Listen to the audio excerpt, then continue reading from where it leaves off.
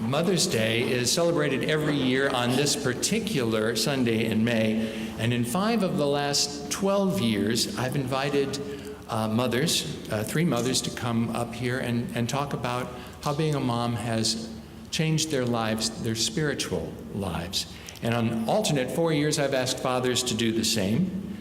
And in the last few years, I decided to make only a slight nod to these days because we acknowledge that it's not always comfortable. Folks haven't always had a great experience of fathers or mothers. Sometimes the best we can do is just offer our love the best we can in the many ways that make up what we name as family. And as Scripture says today, very succinctly, love covers a multitude of sins. And once in a while, though, there comes a special and unique story about how the pieces just all fit together to make up what we call family. David Karsten is a longtime member of this congregation. I was privileged to marry him to his husband, Michael, and Michael was the best man at our wedding. I've just enjoyed these 2 people so much. And some of us have followed how he searched for his birth mother this past year. And very few people will be able to tell the kind of story that he's about to tell us. It is a story, though, that really deserves to be heard, and this Mother's Day story is David's only to tell. So David, would you come up here and tell us?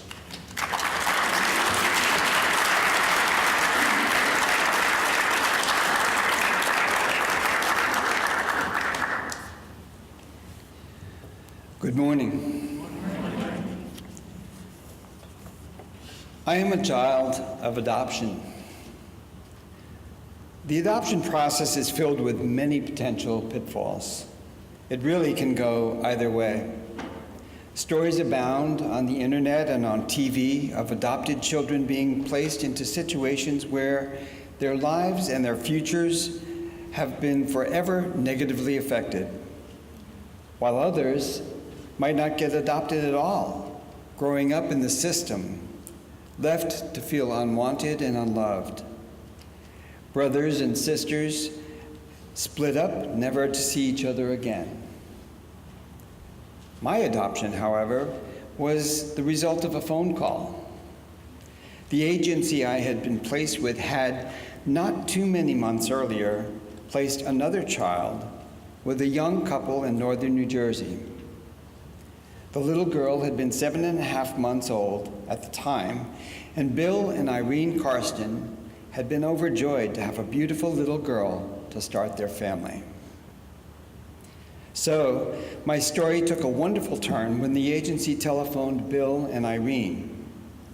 That call would change my life forever. They were told that Carol's little brother had just been placed for adoption, and would they consider possibly adopting him?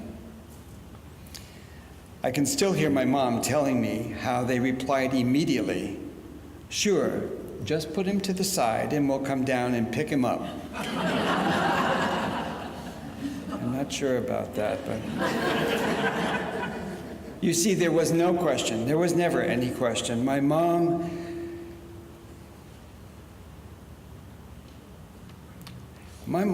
would do everything possible to keep this sister and brother together. I've often referred to my life as charmed. Mom and Dad were wonderful, loving, honest parents. They surrounded us with an incredible home and family life. We always knew that we were loved. It was never a secret that we were adopted. In fact, we felt special, chosen. We talked openly as a family about our adoption. Having little to tell us, they told us what they knew. Most importantly, that we were indeed blood brother and sister, a bond that we have cherished our entire lives. My life was pretty normal.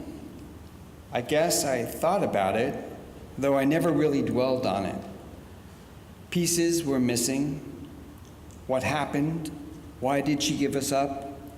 I guess the questions were always there, but sufficiently buried beneath the surface until I held my own child. It was the birth of my daughter, Jennifer, that brought the questions about my birth to the surface. As my daughter was being born, I forced myself to consider what could possibly make me give this baby away. I didn't even know her yet. Yet I knew immediately and undeniably that my answer was there was nothing that could make me do that. I was driven to find answers. This was important, but at times it felt impossible. It was the 1970s, and by law, New Jersey's adoption records were sealed forever. Resources were not what they are today. There were no cell phones, no personal computers, no public internet. Searching was done by U.S. mail. I could not afford a private investigator, and the National Adoption Registry by mail was non-responsive. So life had to move forward. The questions would linger.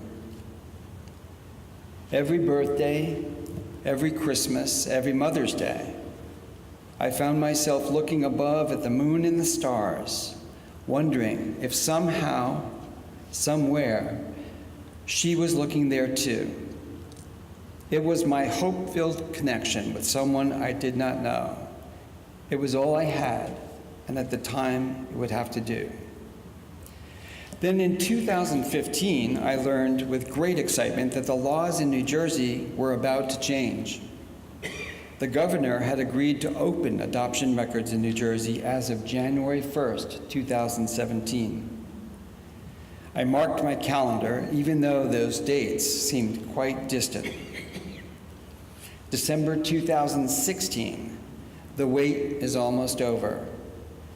I filled out my application and I mailed it off to the state of New Jersey. Michael avoided getting the mail from that day forward.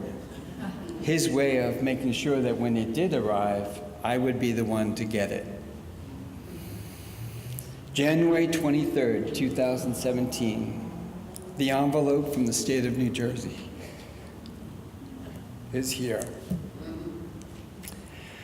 My name was Kenneth James Milne. My birth mother was 26 years old when I was born, so she would be 92 years old today. I was filled immediately with both joy and sadness as I realized I would most likely never get to meet her. Her name was Catherine. Through the miracle of the internet and Ancestry.com, I was able to quickly start gathering potential information about my birth mom. The 1930s U.S. Census showed her to be part of a large Scotch-Irish Catholic family. Ancestry.com provides many tools with results somewhat subject to interpretation. One of these tools led me to a family contact by the name of Kurt. Kurt is a connection to my birth mom's family by marriage, and his hobby is genealogy. He was intrigued by my questions and my story. He provided a wealth of information about my birth mom and her family, including the date of her death. This confirmed my saddest expectation that I would never meet her. Kurt also provided me contact information for someone he said was most likely my first cousin, Bonnie Jean, and she was living in southern New Jersey. He recommended that I call or write to her. Well, at this point, I found myself on an emotional bit of a roller coaster, being hit from all sides with information that was part of my history, information I have lived with 65 years for only wondering about. I now have cousins? Well, I decided to write to Bonnie. It's a letter the likes of which you can't imagine. It starts out, "I know you don't know me." It goes from there. You have to be careful about a letter such as this, knowing nothing of how it will be received at the other end. As my letter moved towards New Jersey, Michael became seriously concerned about my level of excitement at the possibilities. He had watched as I dove into the search and feared that the responses back could be negative or even no response at all. He worried that I could be devastated by a less than positive response. You just can't imagine what having that kind of love and support means in a situation like this. Saturday morning, my cell phone rang. The caller ID, New Jersey. I cannot describe the rush of adrenaline at this point. David, this is your cousin Bonnie Jean. I got your letter. Cousin Bonnie quickly filled in some of the missing pieces. The family knew that Catherine had 2 children, and they also knew she put them up for adoption. And your mom is just about 20 minutes away from where I live, and you should know she has deep dementia.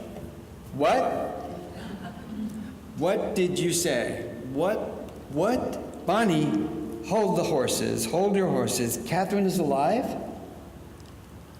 Yes, Bonnie confirmed.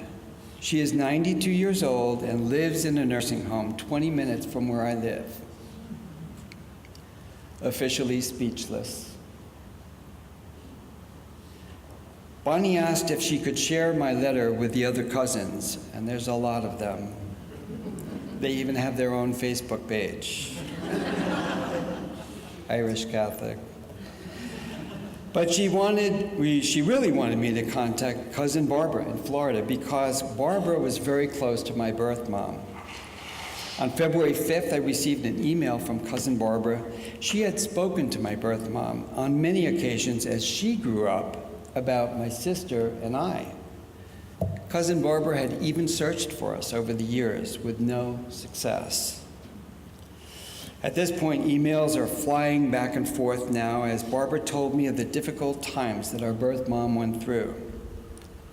A single mom, estranged from her Irish Catholic family because she had had children out of wedlock, alone and on the streets of Jersey City. With few options left, she turned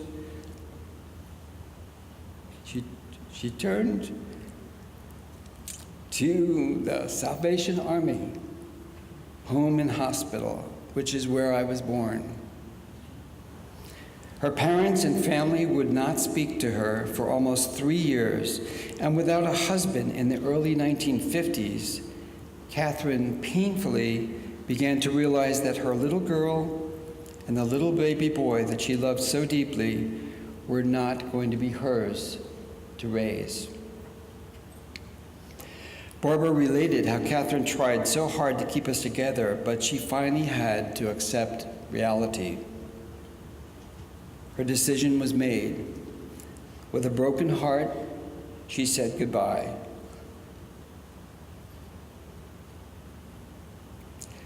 First to her little girl, and then to her baby boy. Even decades later, cousin Barbara would see the sadness and depression descend on our birth mom at holidays and particularly on our birthdays. She never forgave herself for giving us up.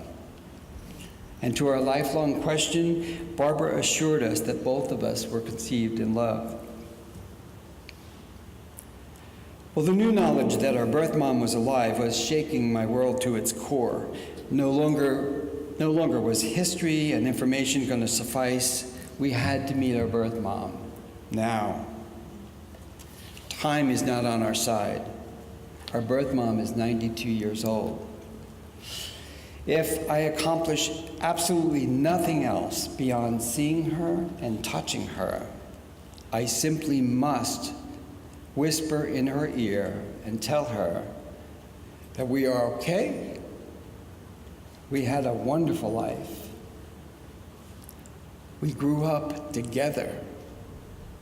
Imagine the chances of that. And you did good, Mom. You did real good. So we planned our trip to New Jersey when suddenly word came from the nursing home that Mom's health seemed to be changing. The nurses recommended a sooner rather than later visit.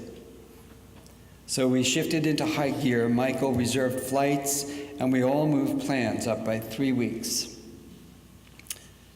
Thursday, March 16th, we were a bit of a wreck. Just 2 days before, a nor'easter blizzard had hit the East Coast. Hundreds of flights had been canceled. But we had momentum on our side. Family, friends, co-workers, our bosses, and a handmade prayer shawl, which had been blessed by this congregation, were with us. Our flights went off without a hitch, and we arrived without issue. The next morning, Cousin Bonnie met us for the short drive to the nursing home. As the car pulled into the parking lot, I became keenly aware of what was about to happen. My mind raced. My expectations were guarded. Dementia is a cruel accomplice. Will she react? What will I feel? How will I let her know? I am so thankful to have my sister's hand to hold as we entered the door. And so we met our mother. Her eyes were open. She appeared alert. Hi, Catherine, I'm Kenneth. And I'm Teresa. And we're your babies. We held her hand. We told her our birth dates, and we showed her our baby pictures. Although imprisoned by the frailty of her 92 years, the ravages of dementia, and the inability to be heard, Mom so clearly, physically reacted to our names, our kisses, and our touch. She knew.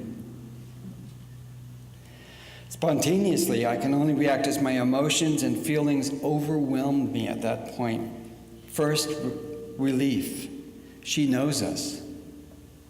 I've told her what I needed to tell her for all of these years. Release. The pieces fit. Those pieces that for a lifetime had been missing from my life story. Pieces that allow me to move beyond the doubts of the past and experience a new sense of peace and calm. Acceptance. Through the stories of the last few weeks, I have come to understand and accept the pain of knowing what she had to do, not to us, but for us. And finally, resolution. A lifetime of questions answered for all three of us. We are together at her bedside. Her eyes and her hands tell us what her voice cannot. I only know her through the stories told by those who love her, through her dimming, clouded eyes, and through the touch of her 92-year-old hands as she reached out to touch me. I had only known her for a week, but I know her now. I know her story, and now I know more of mine. I know of her pain and the love she felt so deeply. I learned of her deepest regrets and how she rallied to pull her life together. Through the time that I spent with her in that one short week, I now understand the great sacrifices she made for my sister and me, and the great gift she gave to all of us. She gave my adopted mom the gift of children.